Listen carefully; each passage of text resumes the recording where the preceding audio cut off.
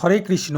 প্রিয় দর্শক, ভগবান শিব ও শঙ্কর যখন প্রচেতাগণকে পরম পুরুষ পরমাত্মা ভগবান শ্রীহরির স্তোত্র উপদেশ করলেন, তখন প্রচেতাগণ ভগবান শঙ্করকে বড়ই ভক্তিভাবে পূজা করলেন। তারপর তিনি সেই রাজকুমারদের সামনেই অন্তর্ধান হয়ে গেলেন। সমস্ত প্রচেতাগণ জলে দাঁড়িয়ে ভগবান রুদ্রের দ্বারা উপদেশকৃত সেই স্তোত্রগুলি জপ করতে করতে 10,000 বছর পর্যন্ত তপস্যা করতে লাগলেন। এদিকে উনাদের পিতা প্রাচীন বরহির চিত্ত অনেক কর্মকাণ্ডের দ্বারা বিস্তারিত হয়ে গিয়েছিল। উনাকে আধ্যাত্মবিদ্যা বিশারদ পরম কৃপালু নারদজি উপদেশ দিলেন। তিনি বললেন, হে রাজন, এই কর্মগুলির দ্বারা তুমি নিজের কোন কল্যাণ করতে চাইছো? দুঃখের ঐত্যন্তিক নাশ এবং পরমানন্দ প্রাপ্তির নাম কল্যাণ, এগুলি তো এরকম কর্মের দ্বারা পাওয়া যায় না। তখন মহারাজা প্রাচীন বরহি বললেন, আমার বুদ্ধি কর্মের মধ্যেই ফেসে রয়েছে, সেজন্য পরম কল্যাণ যে কী জিনিস তা আমি জানি না। আপনি আমাকে বিশুদ্ধ জ্ঞানের উপদেশ করুন, যাহার দ্বারা আমি এই কর্মবন্ধন থেকে মুক্তি পাই। যে পুরুষ কপট ধর্মময় গৃহস্থ আশ্রমে থেকে পুত্র স্ত্রী এবং ধনের মধ্যেই পরম পুরুষার্থ মনে করে, সেই অজ্ঞানবশত সংসার অরণ্যের মধ্যেই ঘুরে বেড়ার কারণে পরম কল্যাণকে প্রাপ্ত করতে পারে না। তখন দেবর্ষি নারদজি বললেন, হে রাজন, তুমি যজ্ঞের মধ্যে প্রতিদিন নির্দয়তাপূর্বক যে হাজার হাজার পশুদেরকে বলি দিয়েছ, তাদেরকে তুমি আকাশের মধ্যে দেখো। এই সমস্ত পশুগুলি তোমার দ্বারা কষ্ট পেয়ে তোমার প্রতি প্রতিশোধ নেওয়ার জন্য উপযুক্ত সময় খুঁজছে। যখন তুমি মরে গিয়ে পরলোকে যাবে, তখন এরা অত্যন্ত ক্রোধিত হয়ে তোমার প্রতি প্রতিশোধ নেবে।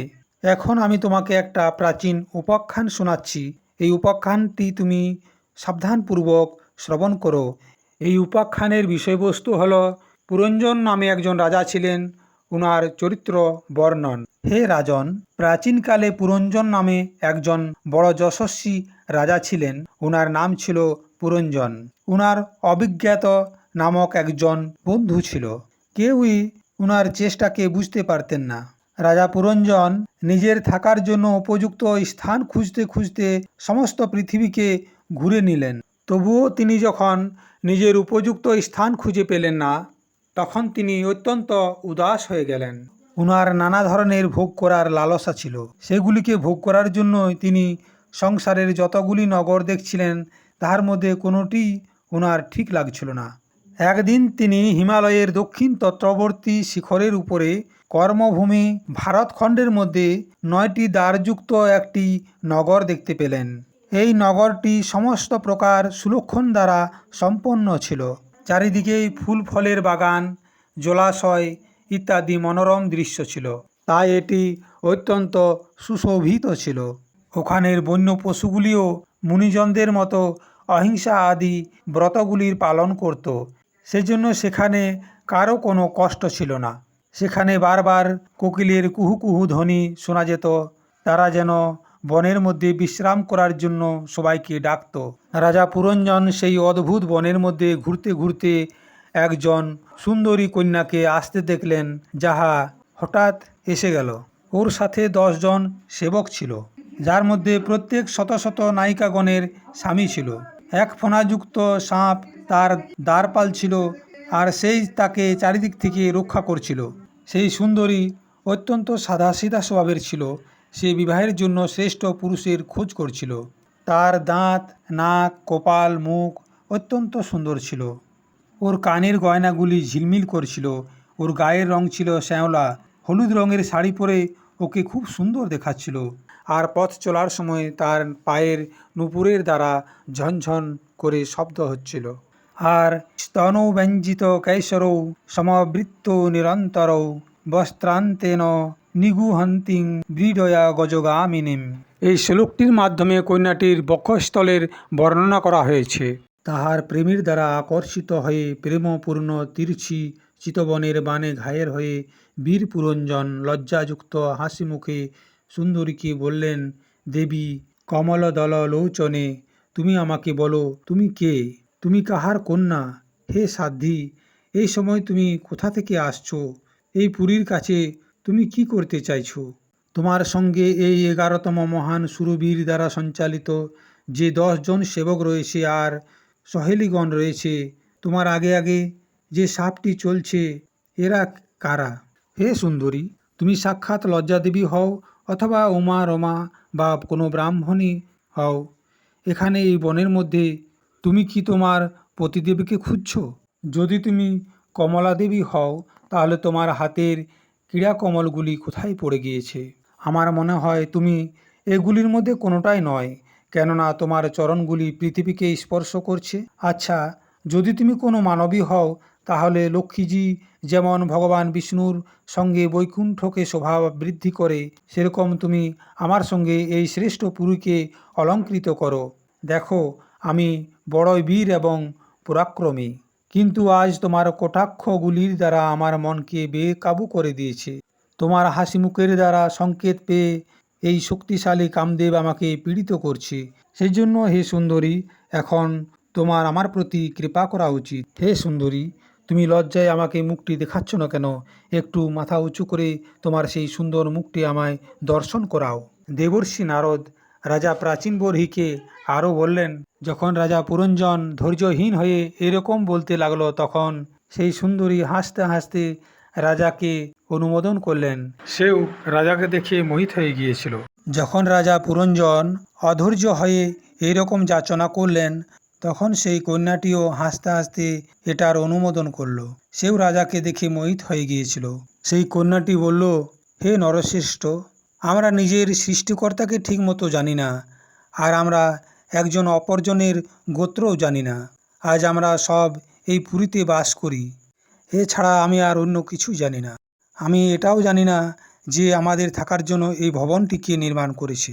এই পুরুষ আমার সখা এবং স্ত্রীগণ আমার বান্ধবী, তথা যখন আমি ঘুমিয়ে পড়ি তখন এই সর্পটি রাত্রি জাগরণ করে আমাদের এই পুরীকে রক্ষা করে। আপনি এখানে এসেছেন, এটা আমাদের জন্য অত্যন্ত সৌভাগ্যের কথা। আপনার মঙ্গল হোক। আপনার বিষয়ভোগের ইচ্ছা রয়েছে, সেটা পূর্ণ করার জন্য আমি নিজের সাথীদের সহিত সমস্ত প্রকারের ভোগ প্রস্তুত করছি। 9 দ্বারযুক্ত আমার এই পুরীতে আমার দ্বারা প্রস্তুত করা সমস্ত ভোগগুলিকে ভোগ করতে করতে আপনি শত শত বছর পর্যন্ত নিবাস করুন। আপনাকে ছেড়ে আমি আর কার সাথে রমণ করব? অন্য লোক তো না রতি সুখ জানে, না বিহিত ভোগগুলি ভোগ করতে জানে, না পরলোকের বিচার করতে পারে, না কাল কি হবে এসবের ধ্যান রাখে। এতএব তারা পশুতুল্য। ইহলোকে গৃহস্থ আশ্রমেই ধর্ম, অর্থ, কাম, সন্তান, সুখ, মোক্ষ, সুযশ এবং স্বর্গ আদি দিব্যলোকগুলির প্রাপ্ত হতে পারে। সংসার ত্যাগী ব্যক্তিরা তো এসবগুলি কল্পনাও করতে পারে না। মহাপুরুষেরা বলেছেন যে ইহলোকে পিতর, দেব, ঋষি, মনুষ্য তথা সম্পূর্ণ প্রাণীগুলির এবং নিজেরও কল্যাণের আশ্রয় একমাত্র গৃহস্থ আশ্রম। এতএব হে বীর শিরোমণি, সমস্ত লোকে আমার মতো এমন কোন স্ত্রী আছে যে স্বয়ং প্রাপ্ত হওয়া আপনার মতো সুপ্রসিদ্ধ, উদারচিত্ত এবং সুন্দর পতিকে গ্রহণ করবে না? এই পৃথিবীতে আপনার সাপের মতো গোলাকার সুকোমল ভুজাগুলির মধ্যে স্থান পাওয়ার জন্য কোন কামিনীর চিত্ত না লালায়িত হয়? আপনি তো নিজের মধুর হাসি এবং করুণাপূর্ণ দৃষ্টির দ্বারা আমার মতো নাথগণের মানসিক সন্তাপকে শান্ত করার জন্যই পৃথিবীতে বিচরণ করছেন। এইভাবে দুজন দুজনের কথাকে সমর্থন করে শত শত বছর পর্যন্ত এই পুরীতে থেকে আনন্দ ভোগ করল। সেখানে যে সমস্ত গায়ক লোক ছিলেন, ওনারা সুমধুর স্বরে যেখানে সেখানে রাজা পুরঞ্জনের কীর্তি গান করছিলেন। যখন গ্রীষ্ম ঋতু আসে তখন তারা অনেক স্ত্রীর সাথে সরোবরের মধ্যে প্রবেশ করে জল ক্রীড়া করে। সেই নগরে যে 9টি দ্বার ছিল, তার মধ্যে 7টি নগরের উপর আর 2টি নিচে ছিল। ওই নগরের যে রাজা হতো তার পৃথক পৃথক দেশে যাওয়ার জন্য ওই দ্বারগুলি বানানো হয়েছিল। এর মধ্যে 5টি পূর্ব, 1টি দক্ষিণ, 1টি উত্তর এবং 2টি পশ্চিম দিকে ছিল। এই দ্বারগুলির নাম এবং কাজগুলির বর্ণনা করছি। পূর্ব দিকের 5টি দ্বারের মধ্যে খদ্যোতা এবং আবির্মুখী নামের 2টি দ্বার ছিল একই জায়গায়। এই দ্বারগুলি হয়ে রাজা পুরঞ্জন নিজের বন্ধু দুমানের সাথে বিভ্রাজিত নামক দেশে আসা যাওয়া করত। এরপর আরও 2টি দ্বার নলিনী এবং নালিনী, এগুলি একই জায়গায় বানানো হয়েছিল। এইগুলি হয়ে সে অবধূতের সাথে সৌরভ নামক দেশ যাওয়া আসা করত। পূর্ব দিকের শেষ অর্থাৎ পঞ্চম দ্বারটির নাম ছিল মুখা। এই দ্বারটি হয়ে রাজা পুরঞ্জন রসজ্ঞ এবং বিপনের সাথে ক্রমশ বহুদন এবং আপন নামের দেশগুলি যাওয়া আসা করত। দক্ষিণ দিকের যে দ্বারটি ছিল তার নাম ছিল পিতৃহু।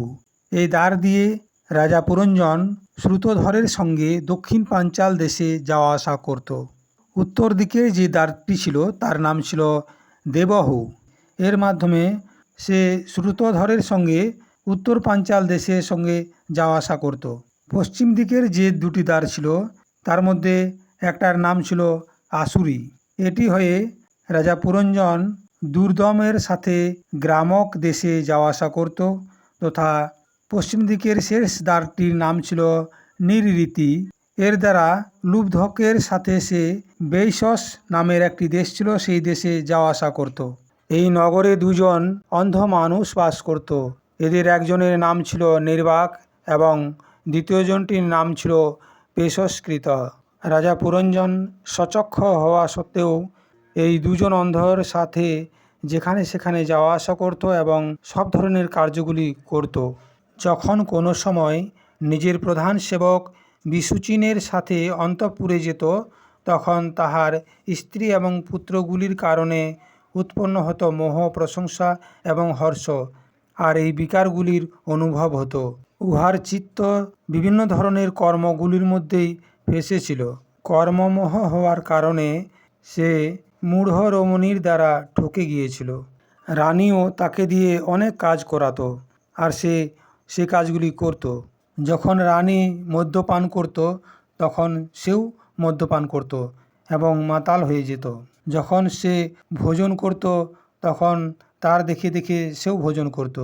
আর যখন রানী কিছু চর্বণ করত তখন পুরঞ্জনও কোনো বস্তু চর্বণ করত। এইভাবে কখনো রানী গান করত তো সেও গান করত, কখনো কান্না করত তো তার দেখে সেও কান্না করতে লেগে যেত, কখনো হাসতো তো তখন সেও হাসতে লাগতো। রানী দৌড়লে সেও দৌড়তো, দাঁড়িয়ে দিলে সেও দাঁড়াতো, ঘুমালে সেও ঘুমাতো, যখন সে বসে থাকতো তার পাশে সেও বসে যেত। এইভাবে রানী যখন আনন্দ করত তখন রাজা পুরঞ্জনও তার সাথে আনন্দ করত। সে দুঃখ করলে তার সাথে রাজাও দুঃখ করত। এইভাবে রাজা পুরঞ্জন সুন্দরী রানীর দ্বারা ঠকে গিয়েছিল। সেই মূর্খ বিবশ হয়ে ইচ্ছা না থাকার পরেও খেলা দেখানো বাঁদরের মতো তাহার অনুকরণ করতেছিল। শ্রী নারদজি মহারাজা প্রাচীন বরহিকে বললেন, হে রাজন, একদিন রাজা পুরঞ্জন নিজের বিশাল ধনুষ, সোনার কবচ এবং অক্ষয় তর্কস ধারণ করে নিজের 11তম সেনাপতির সাথে 5 ঘোড়াযুক্ত দ্রুতগতি সম্পন্ন রথটিতে বসলেন আর পঞ্চপ্রস্থ নামক বনে গেলেন। সে রথে 2টি ঈশাদণ্ড ছিল, 2টি চাকা ছিল, 2টি ধুরি ছিল, 3টি ধ্বজদণ্ড ছিল, 5টি রশি ছিল, একটা লাগাম ছিল, একজন সারথি ছিল আর একটা বসার জায়গা ছিল, 5টি আয়ুধ এবং 7টি আবরণও ছিল। এই রথটি 5 প্রকারের গতিতে চলত। যেহেতু রাজা এক মুহূর্তের জন্য নিজের প্রিয়াকে ছেড়ে থাকতে পারতেন না, কিন্তু সেই সময় তার শিকার করার এমনই নেশা লেগেছিল যে সেটাকেও সে ভুলে গিয়েছিল এবং সে বড় গর্বের সাথে ধনুর্বাণ নিয়ে শিকার করতে লাগলো। এই সময় আসুরি বৃত্তি বেড়ে যাওয়ার কারণে তার চিত্ত বড়ই কঠোর এবং দয়াশূন্য হয়ে গিয়েছিল। এর ফলে তার নিজের তীক্ষ্ণ বাণের দ্বারা জঙ্গলের নির্দোষ পশুগুলিকে সে বধ করতে লাগলো। যে রাজার মাংসের মধ্যে অত্যন্ত আসক্তি হয় সে কেবল শাস্ত্রের দ্বারা বর্ণনা করা কর্মের জন্যই বনে গিয়ে আবশ্যকতা অনুসার অনিষিদ্ধ পশুগুলিকে বধ করে, ব্যর্থ পশু হিংসা করে না। শাস্ত্র এইরকম উচ্ছৃঙ্খল প্রবৃত্তিগুলিকে নিয়ন্ত্রিত করে। যে বিদ্বান ব্যক্তি এইরকম শাস্ত্রনিয়ত কর্মের আচরণ করে সে সেই কর্ম অনুষ্ঠান দ্বারা প্রাপ্ত জ্ঞানের কারণভূত কর্মগুলির দ্বারা লিপ্ত হয় না। তা না হলে খামখেয়ালি কর্মের দ্বারা মানুষ অভিমানের বশীভূত হয়ে কর্মের বন্ধনে বাঁধা যায় তথা গুণপ্রবাহ সংসার চক্রে পড়ে বিবেক বুদ্ধির নষ্ট হয়ে যাওয়ার কারণে অধম যোনিতে জন্মগ্রহণ করে। রাজা পুরঞ্জনের বিভিন্ন ধরনের বাণের দ্বারা আঘাত পেয়ে বিভিন্ন জীব কষ্ট পেতে লাগলো এবং প্রাণত্যাগ করতে লাগলো। উনার দ্বারা এরকম নির্দয়তাপূর্ণ জীব সংহারকে দেখার পর দয়ালু পুরুষদের অনেক দুঃখ হতে লাগলো। ওনারা এগুলি সহ্য করতে পারছিলেন না। এইভাবে রাজা পুরঞ্জন অনেক মাংসযুক্ত পশুগুলি যেমন খরগোশ, শুয়োর, মোষ, নীলগাই, কৃষ্ণ হরিণ তথা আরও অনেক ধরনের মাংসযুক্ত পশুগুলিকে বধ করতে করতে শেষে অনেক থকে গেলেন এবং তিনি ক্ষুধা তৃষ্ণায় অত্যন্ত শিথিল হয়ে গিয়েছিলেন। তাই তিনি সেখান থেকে রাজমহলে ফিরে এলেন। রাজমহলে এসে তিনি যথাযোগ্য স্নান রীতি করে ভোজন করলেন এবং বিশ্রাম করে শরীরের ক্লান্তিকে দূর করলেন। তারপর গন্ধ, চন্দন এবং মালা আদির দ্বারা সুসজ্জিত হয়ে সমস্ত অঙ্গে সুন্দর সুন্দর আভূষণ পরলেন। তখন ওনার নিজের প্রিয়ার কথা মনে পড়ে গেল। সে ভোজন আদির দ্বারা তৃপ্ত, হৃদয়ে আনন্দিত, উন্মত্ত এবং কামের দ্বারা ব্যথিত হয়ে নিজের সুন্দরী স্ত্রীকে খুঁজতে লাগলেন, কিন্তু ওনাকে তিনি সেখানে কোথাও খুঁজে পেলেন না। তখন তিনি উদাসচিত্ত হয়ে সেই অন্তঃপুরীর স্ত্রীগণদের জিজ্ঞাসা করলেন, তোমরা সবাই ঠিক আছো তো? কারণ আজ এই ঘরের সম্পত্তি আগের মতো সুন্দর লাগছে না। যে ঘরে মাতা অথবা পতিপরায়ণ স্ত্রী থাকে না, তাহলে সেই ঘরটি বিনা চাখার রথের মতো হয়ে যায়। অতএব তোমরা বলো, সেই সুন্দরী কোথায়, যে দুঃখ সমুদ্রে ডুবে আমার বিবেক বুদ্ধিকে পদে পদে জাগ্রত করে আমাকে সেই সংকট থেকে উদ্ধার করবে? তখন ওই স্ত্রীগণ বললেন, ওই দেখুন আপনার প্রিয়া আজ মাটিতে বিছানা করে কি কারণে শুয়ে আছে তা আমরা জানি না। শ্রী নারদজি প্রাচীন বহ্নিকে বললেন, সেই স্ত্রীর সঙ্গে রাজা পুরঞ্জনের বিবেক নষ্ট হয়ে যাওয়ার কারণে রানীকে মাটিতে অস্তব্যস্ত অবস্থায় পড়ে থাকতে দেখে তিনি অত্যন্ত ব্যাকুল হয়ে গেলেন। তিনি দুঃখিত হৃদয়ে তাকে অনেক মধুর বচনের দ্বারা বুঝালেন, কিন্তু তিনি তার মধ্যে কোনো পরিবর্তন দেখতে পেলেন না। রাজা পুরঞ্জন মানুষকে খুব সুন্দরভাবে বোঝাতে পারতেন, সেই জন্য এখন পুরঞ্জন তাকে ধীরে ধীরে বোঝানোর চেষ্টা করলেন। সর্বপ্রথম তিনি রানীর চরণ ছুঁলেন এবং তাকে কোলের মধ্যে বসিয়ে অত্যন্ত প্রেমপূর্ণ কথায় বলতে শুরু করলেন। যে স্বামী তার আপনজনের অপরাধের কারণে নিজের মনে করে তাকে শিক্ষা দেওয়ার জন্য উচিত দণ্ড দেয় না, সে হলো অত্যন্ত অভাগা। যাহারা মূর্খ তারা স্বামীর দেওয়া দণ্ডকে খারাপ মনে করে। যদি অন্য কেউ তোমার প্রতি কোনো অপরাধ করেছে তাহলে তুমি বলো, যদি সে ব্রাহ্মণ না হয় তাহলে তাকে আমি এক্ষুনি দণ্ড দেব। ভগবানের ভক্ত ছাড়া আমি এই ত্রিলোকে অথবা তার বাইরে এমন কাউকে তো দেখতে পাচ্ছি না যে তোমার প্রতি অপরাধ করে নির্ভয়ে আনন্দপূর্বক থাকতে পারবে। আজ পর্যন্ত আমি কখনো তোমার মুখ তিলকহীন, উদাস, ক্রোধের কারণে ভয় অথবা কান্তিহীন আর স্নেহশূন্য দেখি নাই, আর না কখনো তোমার চোখের জল দেখেছি। আমি তোমায় না জিজ্ঞাসা করে বনে শিকার করার জন্য চলে গিয়েছিলাম, সেজন্য অবশ্যই আমি অপরাধী। তবুও নিজের মনে করে আমার প্রতি প্রসন্ন হও। শ্রী নারদজি মহারাজা প্রাচীন বহ্নিকে বললেন, পুরঞ্জনী রানী নানা রকমের বাহানা করে রাজা পুরঞ্জনকে নিজের বশের মধ্যে করে আনন্দিত করতে করতে বিহার করতে লাগলেন। সে ভালোভাবে স্নান করে অনেক প্রকারের মাঙ্গলিক শৃঙ্গার করল। তারপর ভোজন আদির দ্বারা তৃপ্ত হয়ে রাজার কাছে এলো। রাজা সেই মনোহর মুখবালী রাজমহর্ষির সাদর অভিনন্দন করল।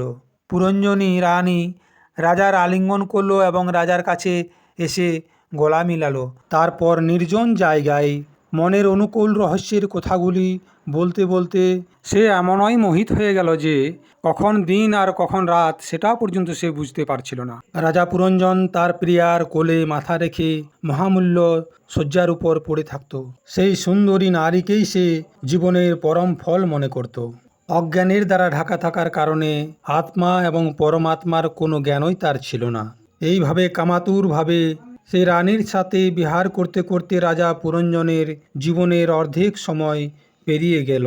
রানী পুরঞ্জনীর গর্ভ থেকে রাজা পুরঞ্জনের 1100টি পুত্র এবং 110টি কন্যা উৎপন্ন হয়েছিল, যাহা সমস্ত পিতামাতার সুযশ বৃদ্ধিকারী সুশীতলতা, উদারতা আদি গুণের দ্বারা সুসম্পন্ন ছিল। আর এই জন্য এই বংশটি পৌরঞ্জনী বংশ নামে বিখ্যাত হয়েছিল। এর মধ্যেই রাজা পুরঞ্জনের অর্ধেক বয়স পেরিয়ে গিয়েছিল। এবার পাঞ্চাল রাজ পুরঞ্জন তার সমস্ত ছেলে মেয়েদের বিবাহ দিয়ে দিলেন। তার পুত্রদের শত শত পুত্র হলো। এইভাবে রাজা পুরঞ্জনের বংশ বৃদ্ধি হতে হতে সমস্ত পাঞ্চাল দেশে বিস্তারিত হলো। এই সব পুত্র পৌত্র গৃহ কোষ সেবক মন্ত্রী আদির দ্বারা দৃঢ় মমতা হয়ে যাওয়ার কারণে সে এই বিষয়গুলির মধ্যেই সংসারের কঠিন বন্ধনে বাঁধা হয়ে গেল। তারপর একদিন তার মনের মধ্যে যজ্ঞ করার কামনা উৎপন্ন হলো। শ্রী নারদজি প্রাচীন বরহিকে বললেন, সে তোমার মতোই যজ্ঞের কামনায় দীক্ষা নিল এবং বিভিন্ন ধরনের পশু হিংসাময় ঘোর যজ্ঞগুলির দ্বারা দেবতা পিতর এবং ভূতপতিদের আরাধনা করতে শুরু করলো। এইভাবে সে সারা জীবন নিজের আত্মার কল্যাণের কথা ভুলে গিয়ে কুটুম্ব পালনের দ্বারা ব্যস্তই রইল। শেষে যখন বৃদ্ধ অবস্থায় পৌঁছে গেল, যাহা স্ত্রীলম্পট পুরুষদের জন্য অত্যন্ত অপ্রিয়। এদিকে চণ্ডবেগ নামক একজন গন্ধর্বরাজ ছিল। তার অধীনে বলবান 720 জন গন্ধর্ব এবং গন্ধর্বীগণ ছিল। তারা বিভিন্ন পুরী ও নগরে ভোগবিলাসের সামগ্রীগুলিকে লুট করত। গন্ধর্বরাজ চণ্ডবেগ যখন তার অনুচরদের নিয়ে সেই রাজা পুরঞ্জনের নগরকে লুটপাট করতে আরম্ভ করল, তখন 5টি ফণাযুক্ত প্রজাগর সর্পটি তাদের বাধা দিল। এই পাহারাদার মহাবলবান প্রজাগর সর্পটি একাই সেই 720 জন গন্ধর্ব গন্ধর্বীদের সাথে যুদ্ধ করতে লাগল। এইভাবে সে একাই 100 বছর পর্যন্ত যুদ্ধ করল। অনেক বড় বড় বীরেদের সাথে একাই যুদ্ধ করার কারণে সে ধীরে ধীরে দুর্বল হতে লাগলো। আর এটা দেখার পর রাজা পুরঞ্জনের মনে অত্যন্ত দুশ্চিন্তা হয়ে গেল। এতদিন সে পাঞ্চাল দেশের বিভিন্ন নগর থেকে তার কর্মচারীদের দ্বারা কর আদায় করে বিষয়ভোগেই ব্যস্ত ছিল। স্ত্রীর বশীভূত হওয়ার কারণে এই অবশ্যম্ভাবী ভয়ের কথা সে কখনো চিন্তা করেনি। ঠিক এই সময় কালের একটি কন্যা ছিল, যার নাম ছিল জোড়া। সে নিজের বর খোঁজার জন্য ত্রিলোকে ঘুরে বেড়াচ্ছিল। তাকে কেউই পছন্দ করছিল না। শ্রী নারদজি প্রাচীন বহ্নিকে বললেন, আমি একদিন ব্রহ্মলোক থেকে পৃথিবীতে আসছিলাম, আর সেই রাস্তার মধ্যেই তাকে আমি দেখতে পেলাম।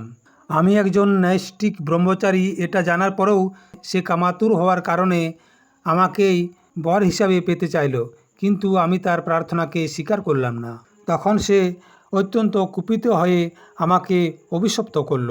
সে বলল, তুমি আমার প্রার্থনা স্বীকার করলে না, তাই তুমি এক স্থানে অধিক সময় কখনো থাকতে পারবে না। যখন সে আমার কাছে নিরাশ হয়ে গেল, তখন আমি যবনরাজ ভয়ের কাছে যাবার জন্য তাকে সম্মতি দিলাম এবং সে যবনরাজ ভয়ের কাছে গিয়ে তাকে প্রতিরূপে পাওয়ার জন্য বলল, হে বীরবর, আপনি যবনের মধ্যে শ্রেষ্ঠ, আমি আপনাকে প্রেম করি এবং প্রতিরূপে পেতে চাই।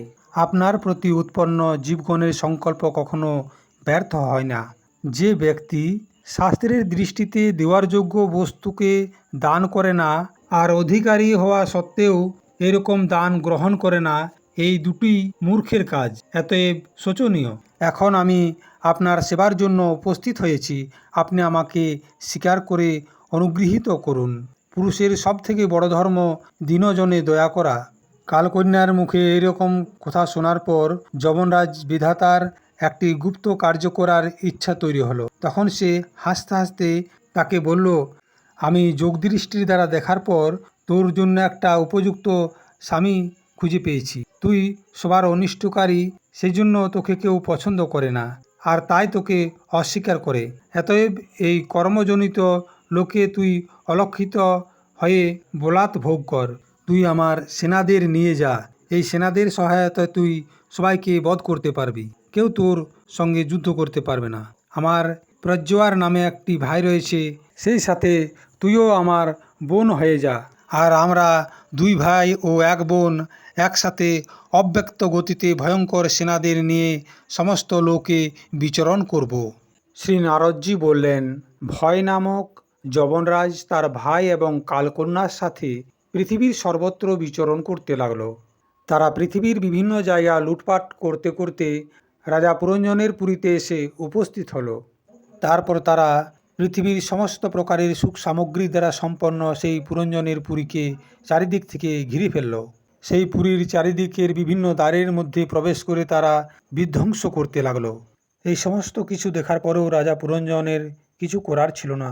সে শুধু মনে কষ্ট পেতে লাগলো। কালকন্যার আলিঙ্গন করার ফলে তার সমস্ত সৌন্দর্য নষ্ট হয়ে গিয়েছে তথা অত্যন্ত বিষয়ে আসক্ত হওয়ার কারণে সে অনেক দিন হয়ে গিয়েছে। তার বিবেক শক্তিও নষ্ট হয়ে গিয়েছে, তার সমস্ত ঐশ্বর্য লুট করে নিয়েছে। রাজা পুরঞ্জন দেখলেন তার সমস্ত নগর নষ্ট ভ্রষ্ট হয়ে গিয়েছে, পুত্র পৌত্র চাকর আদি প্রত্যেকেই তার প্রতিকূল ব্যবহার করছে, তাকে অনাদর করছে। স্ত্রী স্নেহ শূন্য হয়ে গিয়েছে এবং তার দেহ কালকন্যার নিয়ন্ত্রণে, আর সমস্ত পাঞ্চাল দেশ শত্রুদের হাতে পড়ে ভ্রষ্ট হয়ে গিয়েছে। এইসব দেখে রাজা পুরঞ্জন অত্যন্ত চিন্তার মধ্যে ডুবে গেল। তার সেই বিপত্তি থেকে মুক্তি পাবার কোনো উপায় সে দেখতে পেল না। নিজের পরলৌকিক গতি আর বন্ধুজনের স্নেহ থেকে বঞ্চিত হয়ে তার চিত্ত কেবল স্ত্রী পুত্র আদি লালন পালনের মধ্যেই লেগেছিল। এরকম অবস্থায় এই সবগুলি ছেড়ে থাকার ইচ্ছা না থাকা সত্ত্বেও তাকে এই পুরী ছেড়ে দিয়ে যেতে বাধ্য হতে হলো, কেননা তাকে গন্ধর্ব এবং যবনেরা ঘিরে রেখেছিল এবং সেই নগরের যেখানে সেখানে তারা আগুন লাগিয়ে দিয়েছিল। এই পুরীকে রক্ষাকারী যে সর্পটি ছিল তাদের সাথে সংঘর্ষ করতে করতে সেও দুর্বল হয়ে গেল এবং তার নিবাসী স্থানটিও যবনেরা দখল করে নিল। তখন সেই সর্পটি সেখান থেকে পালিয়ে যাওয়ার কথা ভাবতে লাগলো, কিন্তু যবনেরা তার সমস্ত শক্তি নষ্ট করে দিয়েছিল। তাই সে অত্যন্ত দুঃখী হয়ে কান্না করতে লাগলো।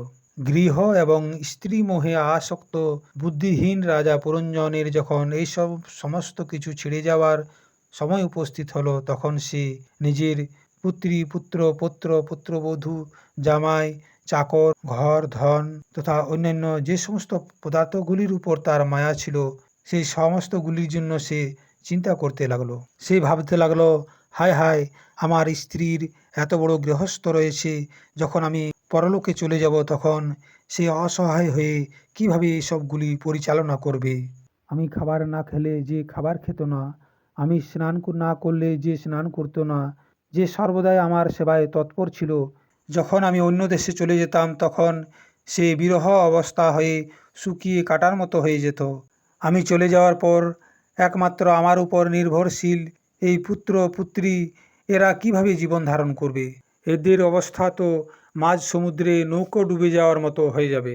যেহেতু জ্ঞানীজনদের জন্য এরকম শোক করা উচিত নয়, তবুও অজ্ঞানবশত রাজা পুরঞ্জন এইসবগুলি চিন্তা করছিল। ঠিক সেই সময় যবনরাজের লোকজন এলো এবং তাকে বেঁধে তাদের নিজের স্থানে নিয়ে যাচ্ছিল। এসব দেখে সেই দুর্বল সর্প সহিত তার অনুচরগণ অত্যন্ত শোকাকুল হয়ে তাদের সঙ্গে চলতে শুরু করলো। এইভাবে রাজা পুরঞ্জনকে যখন যবনরাজ রশি দিয়ে বেঁধে রাস্তার মধ্যে টেনে টেনে নিয়ে যাচ্ছিল, তখন পর্যন্ত একবারও তার প্রিয় বন্ধুর কথা সেই পুরঞ্জনের মনে পড়ল না। তার সেই পরম কল্যাণকারী বন্ধুর নাম ছিল অবিজ্ঞাত। মোহের সেই অজ্ঞান অন্ধকারে ডুবে থাকার কারণে তার একবারও তার প্রিয় বন্ধুর কথা মনে পড়ল না। কিন্তু সেই নির্দয় পুরঞ্জন রাজা যখন যজ্ঞের সময় বিভিন্ন পশুকে বলিদান করছিল, সে তার নিজের দ্বারা দেওয়া সেই পশুগুলিকে কষ্ট দেওয়াগুলি সে মনে মনে খেয়াল করতে লাগলো আর অনুতপ্ত হতে লাগলো। এইভাবে অনেক বছর পর্যন্ত সে বিবেকহীন অবস্থায় অপার অন্ধকারে পড়ে নিরন্তর কষ্ট ভোগ করছিল। স্ত্রীর প্রতি আসক্ত হয়ে তার এই দুর্গতি হয়েছিল। তার জীবনের যখন শেষ অবস্থা উপস্থিত হলো, তখন সে এই কথাগুলি চিন্তা করছিল এবং এইগুলি চিন্তা করতে করতে সে দেহত্যাগ করল। আর সেজন্য সে তার পরবর্তী জন্মে বিখ্যাত রাজা বিদর্ভ রাজের কন্যা হয়ে জন্মগ্রহণ করল, অর্থাৎ সে পুরুষ থেকে নারী রূপে জন্মগ্রহণ করল। যখন এই বিদর্ভ রাজার কন্যা বিবাহযোগ্য হল, তখন বিদর্ভরাজ ঘোষণা করলেন, একে সর্বশ্রেষ্ঠ পরাক্রমী বীরের সাথে বিবাহ দেব। তখন মলয়ধ্বজ নামে একজন রাজা সমস্ত রাজাদেরকে পরাজিত করে সেই বিদর্ভ কন্যাকে বিবাহ করল। সেই মহারাজ মলয়ধ্বজ সেই কন্যাটির গর্ভ থেকে 7টি পুত্র উৎপন্ন করল, যাহারা পরবর্তীকালে দ্রাবিড় দেশের 7 জন রাজা হয়েছিল এবং একটা কন্যা উৎপন্ন করেছিলেন। সেই কন্যাটি ছিল অত্যন্ত ব্রতশীলা, তাহার সাথে অগস্ত্য ঋষির বিবাহ দিয়েছিলেন এবং সেই অগস্ত্য মুনির দৃঢ়চ্যুত নামে একটি পুত্র উৎপন্ন হয়েছিল। আর সেই দৃঢ়চ্যুতর একটি পুত্র ছিল যার নাম ছিল ইদমবাহ। মহারাজা মলয়ধ্বজ পৃথিবীকে অনেকদিন শাসন করার পর তার পুত্রদের মধ্যে সেই রাজকার্যকে সঁপে দিয়ে ভগবান শ্রীকৃষ্ণের আরাধনার ইচ্ছায় মলয় পর্বতে চলে গেলেন। তার সাথে সাথে তার স্ত্রীও, অর্থাৎ সেই রাজা পুরঞ্জন যিনি পরবর্তীকালে কন্যারূপে জন্মগ্রহণ করেছিলেন, তিনিও চললেন। তারা নিজের ঘর, পুত্র আদি সমস্ত কিছু ত্যাগ করে পাণ্ডয়ন রেশ নামক স্থানে পৌঁছালেন। সেখানে চন্দ্রবসা, তাম্রপর্ণী এবং বটদোকা নামের 3টি নদী ছিল। সেই পবিত্র জলে স্নান করে তারা প্রতিদিন নিজের শরীর এবং অন্তঃকরণকে নির্মল করতেন।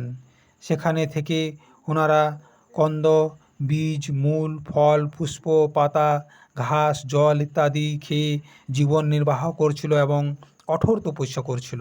এইভাবে কঠোর তপস্যা করতে করতে তাদের শরীর শুকিয়ে গেল।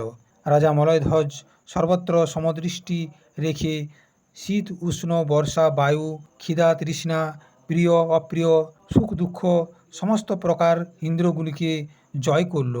তপস্যা এবং উপাসনার দ্বারা সমস্ত বাসনাগুলিকে নির্মূল করে তথা যম নিয়মাদির দ্বারা ইন্দ্রিয়, প্রাণ এবং মনকে নিয়ন্ত্রিত করে তিনি আত্মার মধ্যে ব্রহ্ম ভাবনায় লেগে থাকলেন। এইভাবে শতদিব্য বৎসর পর্যন্ত একই জায়গায় স্থিরভাবে বসে থাকলেন। ভগবান বাসুদেবের সুদৃঢ় প্রেমের কারণে এতদিন পর্যন্ত ওনার শরীর আদির খেয়াল হয়নি। নিজের আত্মাকে পরব্রহ্মার মধ্যে আর পরব্রহ্মাকে আত্মার মধ্যে অভিন্ন রূপে দেখে শেষে এই অভেদ চিন্তাকে ত্যাগ করে সর্বদা শান্ত হয়ে গেলেন। এই সময় পতিপরায়ণ বৈদর্ভী সমস্ত প্রকারের ভোগগুলিকে ত্যাগ করে অত্যন্ত নিষ্ঠার সাথে তার পরম ধর্মজ্ঞ স্বামী মলয়ধ্বজের সেবা করছিলেন। সে চিরবস্ত্র ধারণ করেছিল। বিভিন্ন ধরনের ব্রত উপবাসের দ্বারা তার শরীর অত্যন্ত কৃশ হয়ে গিয়েছিল। তার মাথার চুলগুলি জটায় পরিণত হয়ে গিয়েছিল। তার স্বামী পরলোকবাসী হয়ে গিয়েছিল, তবুও সে স্থিরভাবে সেই আসনে বিরাজমান ছিল। এটা বৈদর্ভী বুঝতে পারেনি। তাই সে আগের মতোই তার স্বামীর চরণ সেবা করছিল। কিন্তু তার স্বামীর চরণ সেবা করতে করতে সে যখন তার স্বামীর চরণগুলি অত্যন্ত ঠান্ডা অনুভব করলো, তখন সে অত্যন্ত ব্যাকুল হয়ে গেল। সে বুঝতে পেরে গেল যে তার স্বামী পরলোক গমন করেছে। তখন সে অত্যন্ত শোকাকুল হয়ে জোরে জোরে কান্না করতে লাগলো আর বলতে লাগলো, স্বামী ওঠো ওঠো, সমুদ্রের দ্বারা ঘেরানো এই বসুন্ধরাতে আমার অত্যন্ত ভয় করছে। বিভিন্ন অধর্মীদের কারণে আমার অত্যন্ত ভয় করছে, তুমি আমায় রক্ষা করো। স্বামীর সাথে বনগমনকারী এই অবলা নারী তার স্বামীর চরণ দুটি ধরে জোরে জোরে কান্না করতে লাগলো। তারপর সে শুকনো কাঠ জোগাড় করে সেই কাঠ দিয়ে স্বামীর চিতা তৈরি করলো আর মনে মনে সিদ্ধান্ত করলো এই চিতার মধ্যে সে নিজেও প্রাণত্যাগ করবে। তাই সে সেই চিতার মধ্যে স্বামীর দেহ রেখে সেই চিতায় আগুন লাগালো এবং নিজের দেহ ত্যাগ করতে যাবে। ঠিক সেই সময় একজন আত্মজ্ঞানী ব্রাহ্মণ সেখানে এলেন এবং অত্যন্ত শোকগ্রস্ত সেই অবলা নারীকে মধুর কণ্ঠে বুঝিয়ে বললেন, হে নারী, তুমি কে, কাহার কন্যা, আর যার জন্য তুমি শোক করছো সেই পুরুষটিকে? তুমি কি আমাকে চিনতে পারছো? আমি তোমার সেই পুরনো বন্ধু। অনেকদিন পূর্বে তুমি যার সাথে বিচরণ করতে, আমি সেই।